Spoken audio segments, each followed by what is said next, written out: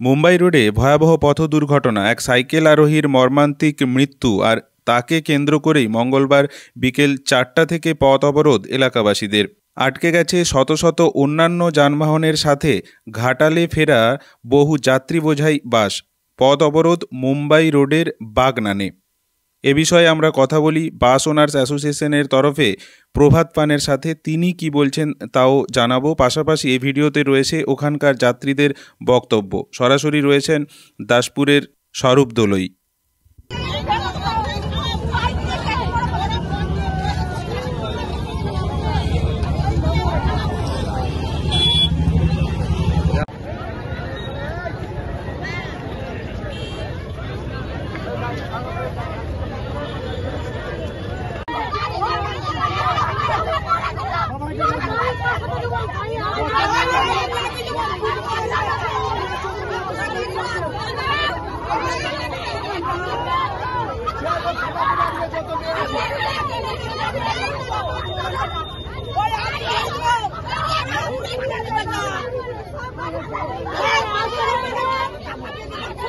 এখানে যে অ্যাক্সিডেন্ট হয়েছে, আপনার বাড়ি কোথায়?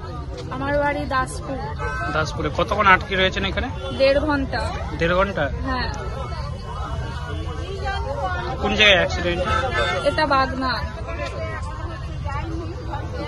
আমটাই রয়েছে বাগনানে একটা লরি একটা হচ্ছে সাইকেল বেলাকে চাপা দিয়ে চলে গেছে। ফলে ওখানে পাবলিক মহিলারা সব হচ্ছে পথ অবরোধ করেছে, যার ফলে মোটামুটি ওখানে ধরুন না আনুমানিক এখন হবে 4:45, 3:30, 4টে থেকে অবরোধ হয়ে গেছে। যার ফলে সমস্ত বাস আমাদের ঘাটালগামী যত হাওড়া বাস, ডানলপ গাড়ি, সেসব গাড়ি আটকে গেছে। যাত্রীরা এখন আটকে রয়েছে এবং পুলিশ প্রশাসন আসার পর এই মাত্র লাইনটা ছাড়ছে, ক্লিয়ার হচ্ছে। প্রায় 2 ঘন্টা একটা ন্যাশনাল হাইওয়ে, সেই হাইওয়ে 2 ঘন্টার মতো অবরোধ ছিল, মানে যেটা খুবই দুঃখজনক।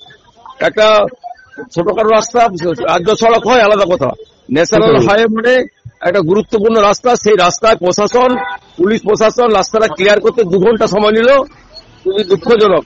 প্রচুর মানুষ আটকে পড়েছে, যারা অনেক বয়স্ক মহিলা, বাচ্চা টাচ্চা লোক সব অসুবিধার মধ্যে পড়েছে। প্রশাসনের আরো তৎপর হওয়া উচিত ছিল। এখন রয়েছি বাগনানে 6 নম্বর জাতীয় সড়কে। এই বাগনানে অ্যাক্সিডেন্ট হয়ে যাওয়ার কারণে ঘাটালগামী বহু বাস আটকে রয়ে গিয়েছে। প্রায় 4টা থেকে পথ অবরোধ চলছে অ্যাক্সিডেন্ট হয়ে যাওয়ার কারণে। ঘাটালগামী বহু বাস এখন যেতে পারেনি, এই বাগনানে আটকে রয়েছে এবং এখন পুলিশ নেমেছে যারা পথ অবরোধ করছে তার দিকে হটানোর জন্য। এখনো পরিস্থিতি রয়েছে, দেখতে পাচ্ছেন সরাসরি সেই ভিডিও।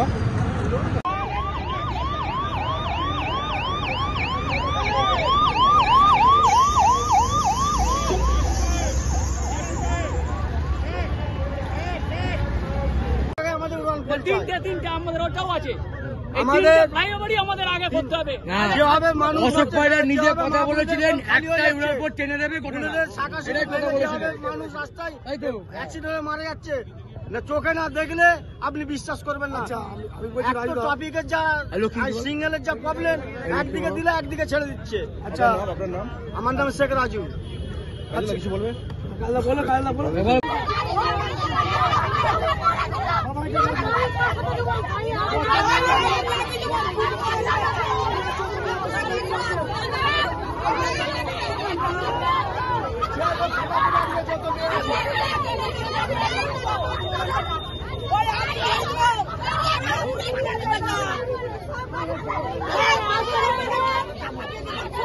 করেছেন। পাশাপাশি কিন্তু এলাকাবাসীরা বহুবার এটা নিয়ে আন্দোলন করেছে, রাস্তা অবরোধও হয়েছে, কোন রকম কোনো সুরা হচ্ছে না। সাধারণ মানুষ জানতে চায়, কি বলবেন দাদা?